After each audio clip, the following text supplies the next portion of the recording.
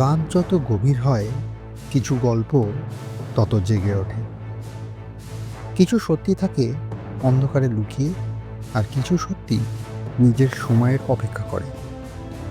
আজকের গল্পটা শুধু একটা খুনের গল্প না, এটা একটা বাড়ির গল্প, একটা পরিবারের গল্প, আর একটা নীরব সাক্ষীর গল্প, যে সব দেখেছে কিন্তু কখনো কিছু বলেনি। আমি শাম্ব, তোমরা শুনছো রাতের শেষ অতিথি। আর আজ তোমাদের জন্য নিয়ে এসেছি একটা রহস্য, যেটা ধীরে ধীরে খুলবে, আর শেষে গিয়ে তোমাকে একটা প্রশ্ন করাবে, সত্যি আসলে কোনটা। তাহলে চলো শুরু করা যাক আজকের গল্প, নীরব সাক্ষী।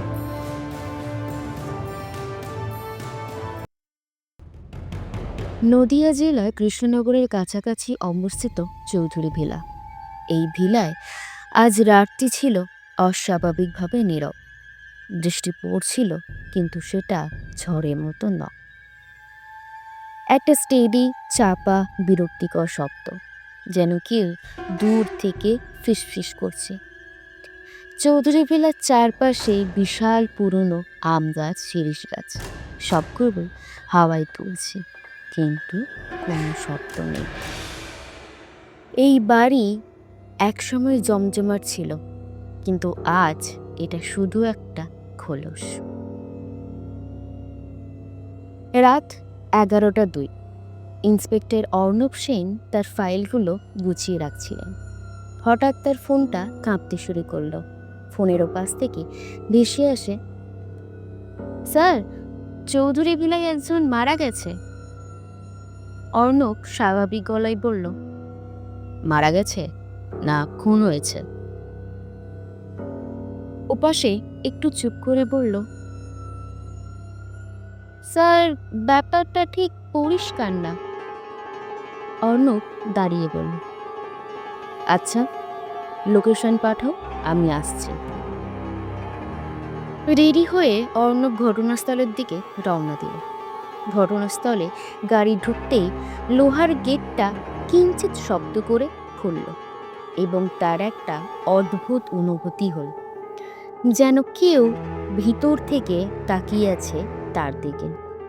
অর্ণব এই ফিলিংসটা তৎক্ষণাৎ ইগনোর করল, কারণ তার কাজ ইমোশনসে নয়, প্যাটার্নে। ড্রয়িং রুমের দরজা ঠেলে ঢুকতেই পুরনো কাঠ, ভেজা দেওয়াল, আর কিছু একটা অচেনা গন্ধ। মাঝখানে একটা ভারী কাঠের চেয়ারে বসা অবস্থায় একজন ব্যক্তি, মাথাটা ডান দিকে কাত হওয়া, চোখ আধ খোলা, মুখে কোনো যন্ত্রণার চিহ্ন নেই। ইনি অমিতাভ চৌধুরী, কয়েক ঘন্টা আগে যার মৃত্যু ঘটেছে। মৃতদেহ দেখে প্রাথমিকভাবে স্বাভাবিক মৃত্যু বলেই মনে হচ্ছে, কিন্তু অর্ণব মৃতদেহের দিকে এগিয়ে গিয়ে ঝুঁকে দেখতে লাগলো। তার চোখ যায় ডান হাতে তর্জনীর দিকে, হালকা কালচে দাগ সেখানে, ঠোঁটের কোণে শুকনো একটা লাইন, আর টেবিলে রাখা পুরনো একটা ঘড়ি, যা ঠিক রাত 10টা 17 বন্ধ। অর্ণব সেটা তুলে দেখল, কাঁটা শক্ত হয়ে আছে, কিন্তু ব্যাটারি ঠিক আছে। সে ফিসফিস করে বলল, time is never random. Arnab এবার মৃতদেহের আঙুলটা ঘষে দেখল। ত্বকটা সামান্য পোড়া মনে হচ্ছে, কোনো কেমিক্যাল রিয়াকশনের জন্য হয়েছে। অর্ণব মনে মনে বলল, তাহলে কি পয়জন? এবার অর্ণব ঘরের বাকি সদস্যদের দিকে ঘুরল। ঘরে মোট 4 জন আছে, কেউই কাঁদছে না, কেউ ভেঙেও পড়েনি, যা অর্ণবের কাছে সব সময় সাসপিসিয়াস লাগে।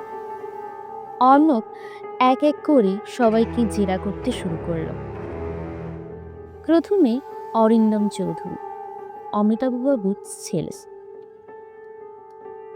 চুপচাপ অর্ণব তাকিয়ে রইল তার দিকে। সাইলেন্স ক্রিয়েট করা, এটাই তার জেরার টেকনিক। কিছুক্ষণ পর অরিন্দমবাবু নিজেই বললেন, আপনি কিছু জিজ্ঞাসা করবেন? তোমার বাবার সাথে শেষ কথা কখন হয়েছে? রাত ঠিক 9টার দিকে হবে। উনি লাইব্রেরিতে ছিলেন। কি নিয়ে কথা হচ্ছিল? সাধারণ বিজনেস সংক্রান্ত।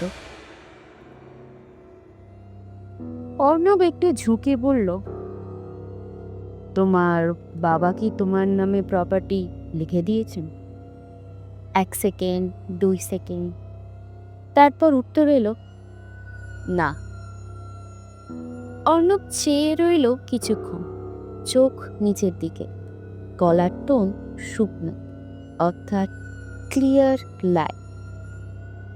দ্বিতীয়জন মধুমিতা, তিনি বেশ কম্পোস্ট। অর্ণব লক্ষ্য করল তার হাত দুটো টাইটলি ধরায়। অর্ণব জিজ্ঞাসা করল, আপনি কোথায় ছিলেন? মধুমিতা সোজা উত্তর দিল, কিচেনে ছিলাম। রাতের খাবারগুলো গুছিয়ে রাখছিলাম। কিছু শুনতে পাননি? না। অর্ণব সরাসরি বলল, এই ঘর থেকে কিচেনের দূরত্ব মাত্র 20 ফুট। একটা গ্লাস পড়লেও শোনা যায়। আপনি কিছুই শোনেননি? মধুমিতা এবার চোখ তুলে তাকালো। আমি আমি গান শুনছিলাম। বাহ, কোন গান? মধুমিতা চুপ করে রইলেন। তৃতীয়জন অর্ণব এবার ঘড়ির দিকে ঘুরল। এই বাড়ির সবচেয়ে পুরনো লোক। আপাতত চার চোখেই এখন ভয় স্পষ্ট। তুমি কত বছর ধরে আছো এখানে? 30 বছর স্যার। আজ রাতে কি দেখেছ? কই, কিছু না তো। অর্ণব হঠাৎ জোরে বলল, মিথ্যে বলছো। হরি চমকে উঠল, না স্যার, আমি। তুমি এই বাড়ির প্রতিটা শব্দ চেনে, আজ কিছুই শোনোনি? এটা পসিবল না। হরি ঘামতে শুরু করলো। শেষজন ডক্টর শাইন, সবচেয়ে শান্ত, ভীষণ শান্ত। ডাক্তার, আপনি কি কনফার্ম করতে পারবেন কজ অফ ডেথ? প্রাথমিকভাবে কার্ডিয়াক অ্যারেস্ট মনে হচ্ছে। ফাইনাল?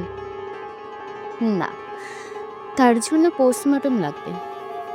অর্ণব হালকা হেসে বলল, ডক্টর, আপনি অ্যাভয়েড করছেন? নিশ্চয়। জিজ্ঞাসাবাদের পর অর্ণব ঘরের মধ্যে ধীরে ধীরে হাঁটছে, পর্যবেক্ষণ করছে। টেবিলের উপরে দুটো গ্লাস, কিন্তু মানুষ আছে, অর্থাৎ কেউ এসেছিল। জানলাটা অল্প খোলা, বাইরে বৃষ্টি পড়লেও ঘরের মেঝেতে কোনো জল নেই, মানে জানলা পরে খোলা হয়েছিল, অর্থাৎ স্কেপ ইলিউশন। মেঝেতে হালকা ম্যাডি ফুটপ্রিন্ট, অর্থাৎ কারোর জুতো ভেজা ছিল, মানে recent movement. Last but not the least, poison, মানে প্ল্যান্ড মার্ডার। অর্ণব ঘুরে দাঁড়িয়ে নীরবতা ভেঙে বলল, এটা মার্ডার। যা শুনে ঘরের মধ্যে একটা ঠান্ডা নীরবতা বয়ে গেল। অর্ণব আবার বলল, আর খুনি বাইরে থেকে আসেনি, আপনাদের 4 জনের মধ্যেই একজন। অর্ণবের কথা শুনে অরিন্দম রেগে গেল। আপনি বলতে কি চাইছেন? আমি বলছি আনকমফোর্টেবল ট্রুথ। হঠাৎ হরি কাঁপতে কাঁপতে অর্ণবের সামনে এলো। স্যার, একটা কথা বলবো। অর্ণব তাকালো। বলো। বাবু মারা যাওয়ার আগে কথা বলছিলেন। কার সাথে? হরি লালা গিলে বলল, আমি নামটা শুনেছি। কোন নাম? হরি ধীরে বলল, সৌরভ বাবু। ঘরে ঠান্ডা একটা স্রোত হয়ে গেল। অর্ণব ধীরে বলল, কে সৌরভ? সবাই চোখ। ডক্টর সায়ন চোখ নামিয়ে নিল। অর্ণব নিজেই বলল, সৌরভ চৌধুরী, অর্থাৎ অমিতাভবাবুর ছোট ভাই, তাই তো? কেউই উত্তর দিল না। শেষে অরিন্দম বলল, হ্যাঁ, 5 বছর আগে উনি মারা গেছেন। কিভাবে? চুপ। অর্ণব ধীরে জানলার দিকে গেল। বৃষ্টি আরও বেড়েছে। দূরে গেটের কাছে একটা ছায়া দাঁড়িয়ে আছে, স্থির, নড়ছেও না। বিদ্যুৎ চমকালে 1 সেকেন্ডের জন্য পরিষ্কার দেখা গেল একজন মানুষ ভিজে সোজা বাড়িটার দিকে তাকিয়ে আছেন। তারপর আর কেউ নেই। অর্ণব ঘিরে ফিসফিস করে বলল, That man don't return unless someone wants them to. রাত প্রায় শেষের দিকে। বৃষ্টি ধীরে ধীরে কমছে, কিন্তু চৌধুরী ভিলার ভিতরের ভারী বাতাসটা আরো ঘন হয়ে গেছে। ইন্সপেক্টর অর্ণব সেন এখন একা বসে আছে ড্রয়িং রুমে। মৃতদেহ সরানো হয়েছে। ঘড়িটা এখনো টেবিলের ওপর রাখা। সময় 10:17। অর্ণব পুরো ঘটনা তার নোটবুকে লিখছে। রাত 9টায় অরিন্দম শেষ কথা বলেছিল। রাত 10:17-তে ঘড়ি থেমেছে। 10:30-এ ডাক্তার এসেছে। পয়জন দেওয়া হয়েছে, কিন্তু কোন সময় পয়জন দেওয়া হয়েছে আর কিভাবে দেওয়া হয়েছে তা জানা যায়নি। তারপর থামল সে, উঠে টেবিলের কাছে গেল। আবার 2টো গ্লাস দেখলে, একটা প্রায় খালি, আরেকটা অর্ধেক ভর্তি। সেই গন্ধটা শুকলো, একটা হালকা বাদামের গন্ধ আসছে গ্লাসটার ভিতর থেকে। ধীরে বলল, সায়ানাইড। কিন্তু সায়ানাইড হলে মৃত্যু ইনস্ট্যান্ট হয়। অমিতাভবাবু বসা অবস্থায় মারা গেছেন, কোনো স্ট্রাগল ছাড়াই। মনে মনে বলল, তাহলে কি এটা সায়ানাইড নয়, সায়ানাইড লাইক কম্পাউন্ড? ডক্টরের ব্যাগ চেক করতে গিয়ে অর্ণব পেল একটা ছোট ভাইল। কোনো লেভেল নেই। ডক্টর সায়নের কাছে গিয়ে বলল, ডক্টর সায়ন। সে শান্তভাবে তাকালো। Yes inspector. এইটা কি? ডাক্তার একটু চুপ থেকে বলল, এক্সপেরিমেন্টাল ডার্ক এফেক্ট, হাই ডোজে কার্ডিয়াক অ্যারেস্ট সিমুলেট করে। ঘরে আবার নিস্তব্ধতা। অর্ণব এবার জোরেই বলল, so murder was design to look like natural. Arnab এবার অরিন্দমের দিকে ঘুরল। আচ্ছা, আপনার কাকার মৃত্যুটা এক্সপ্লেন করুন। অরিন্দম এবার আর এড়াতে পারল না। 5 বছর আগে একটা অ্যাক্সিডেন্টে। মিথ্যে। অর্ণব ঠান্ডা গলায় বলল, ওটা অ্যাক্সিডেন্ট না, সুসাইড দেখানো মার্ডার। সবাই থমকে গেল। সৌরভ চৌধুরী অমিতাভ চৌধুরীর ছোট ভাই, সাথে বিজনেস পার্টনার, কিন্তু প্রপার্টি নিয়ে ডিসপুট।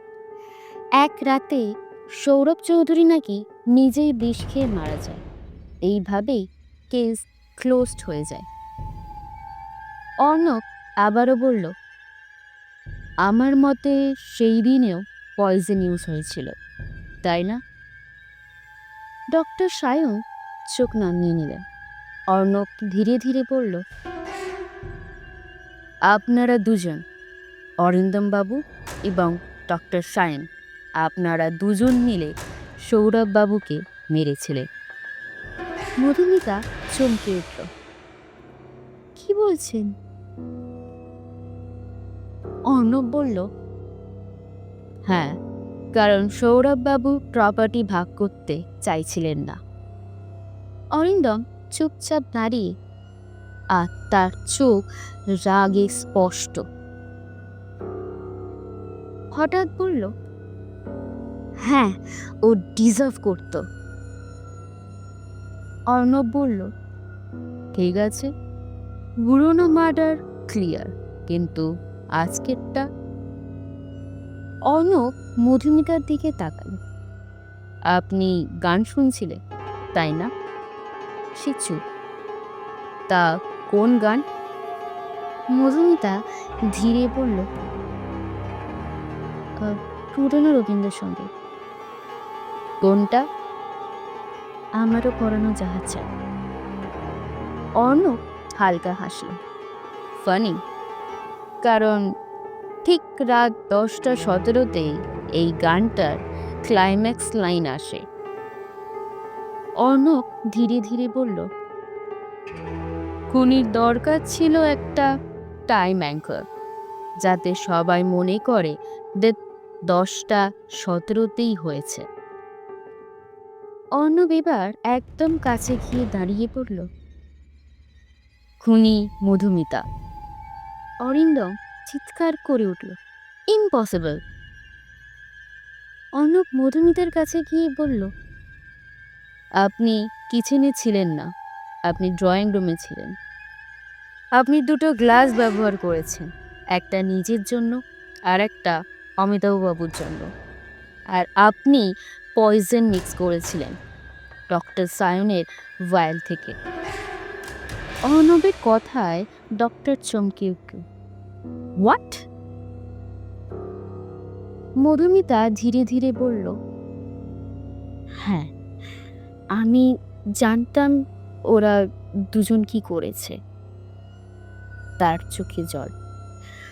সৌরভ কাকাকে ওরা মেরেছিল। আমি 5 বছর ধরে অপেক্ষা করেছি। আর আজ আমি ওদের দুজনকেই শেষ করতে চেয়েছিলাম, কিন্তু অর্ণব এবার বলল, আপনি শুধু একজনকেই মারতে পেরেছেন, কারণ আপনি ভুল গ্লাসটা নিজেই ধরেছিলেন।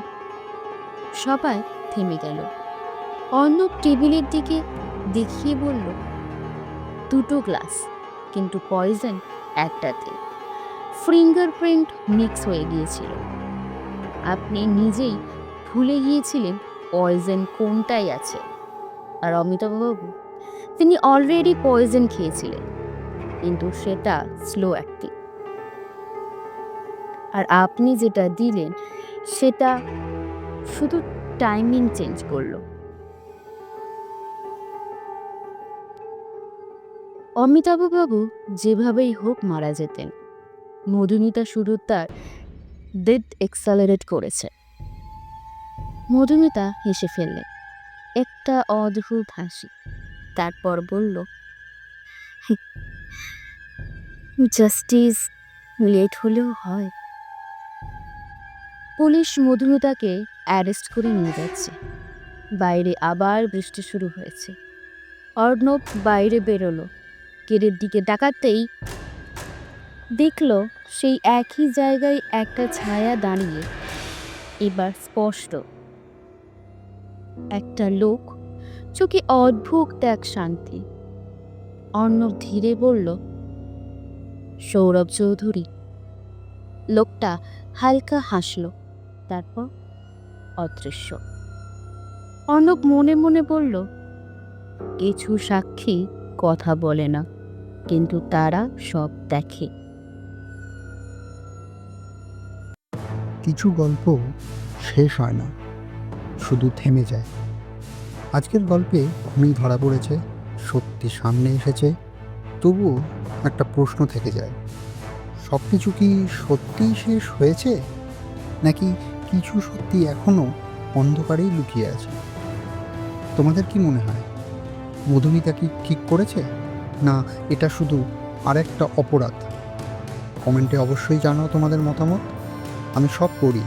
আর যদি গল্পটা তোমাদের ভালো লেগে থাকে তাহলে একটা লাইক দাও, চ্যানেলটাকে সাবস্ক্রাইব করে রাখো, আর তোমার বন্ধুদের সাথে শেয়ার করো, কারণ আরও অনেক অজানা অচেনা গল্প অপেক্ষা করে আছে তোমাদের জন্য। আমি থামবো, আজকের মতন এখানেই শেষ করছি। তোমাদের সাথে আবার দেখা হবে আরেকটা অন্ধকার গল্প নিয়ে। ততক্ষণ পর্যন্ত ভালো থেকো, আর রাতে একটু সাবধানে থেকো। ধন্যবাদ।